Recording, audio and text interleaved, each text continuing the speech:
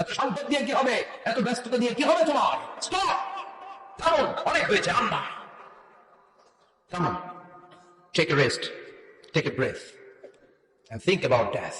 Think that you have to go back to your Lord. একটু বসেন না, একটু ভাবেন যে আমাকে চলে যেতে হবে, চলে যেতে হবে। এই কোলাহল, এই ব্যস্ততা, এগুলো থাকবে, থাকবো না আমি। সাইয়েদনা ওমর ফারুক বলেছেন, মুতু ক্বাবলা আন তামুতু, মরার আগে একবার মরো। হাসিবু ক্বাবলা আন তুহাসাবু আলাইকুম, তোমার হিসাব নেওয়ার আগে তুমি একবার নিজের হিসাবটা করো না।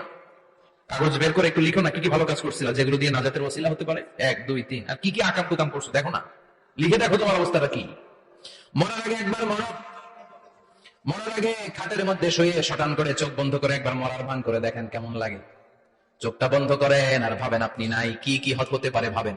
আপনার ছেলেমেয়েরা কান্না জুড়ে দিবে, আপনার প্রাণের স্ত্রী বিলাপ শুরু করে দিবে, বন্ধু বান্ধবের চিৎকার আর মাতম, স্থানীয় এলাকার মসজিদে ঘোষণা, অমুক এলাকার নিবাসী অমুক ভাই, অমুকের ছেলে অমুক দুনিয়ায় নাই।